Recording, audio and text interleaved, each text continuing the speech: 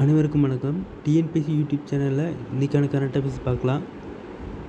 மே 18 32 நாடுகளுக்கு 7 எம்பிக்கள் குழு பயணம். அதாவது ரவிசங்கர் பிரசாத், வைஜெயந்த் பாண்டா, சசி தரூர், கனிமொழி, சுப்ரியா காலே, சஞ்சய் ஜா, ஸ்ரீகாந்த் சிண்டே அவங்க தலைமையில் குழுக்கள் பயணம் செய்யப்படுறாங்க.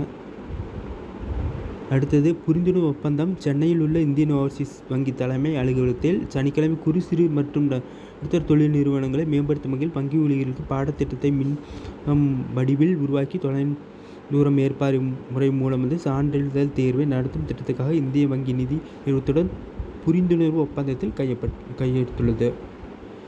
இன்று விண்ணில் பாய்கிறது PSLV C-61 புவி கண்காணிப்பு செயற்கைக்கோளுடன் PSLV C-61 ராக்கெட் ஆந்திர மாநிலம் ஸ்ரீஹரிகோட்டாவில் ஞாயிற்றுக்கிழமை மே 18 விண்ணில் செலுத்தப்பட உள்ளது. இஸ்ரோ சார்பில் புவி கண்காணிப்பு மற்றும் தொலைத்தொடர்பு பயன்பாட்டுக்காக கார்டோசாட், ஸ்காட்சாட், ரிஷாட் உள்ளிட்ட பல்வேறு செயற்கைக்கோள்கள் உருவாக்கப்பட்டு விண்ணில் நிலைநிறுத்தப்பட்டு வருகின்றன.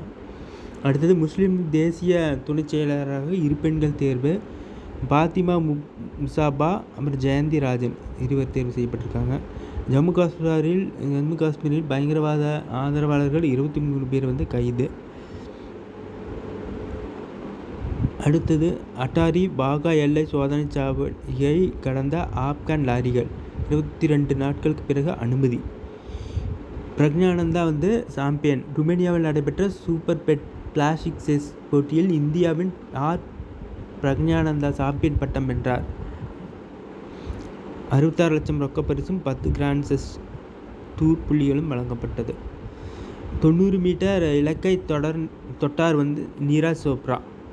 டைமண்ட் லீக் 2வது இடம். ப்ரோ கபடி லீக் சீசன் 12 ஏலம் 83 வீரர்கள் தக்க வைப்பு. அடுத்தது போர்களின் போக்கை மாற்றும் ட்ரோன் ஆயுதம். 4 நாள் சண்டைக்கு 5,000 கோடி 15,000 கோடி செலவு. காசாவில் இஸ்ரேல் புதிய தரைவழி தாக்குதல். சிற்றுந்தில் ரஷ்ய தாக்குதல். உக்ரைனில் 9 பேர் உயிரிழந்திருக்காங்க. அந்நிய செலவணி கையிருப்பு 69,061 கோடி டாலராக உயர்வு. ஏற்றுமதியில் முன்னணி வகித்த வேளாண் பொருட்கள்.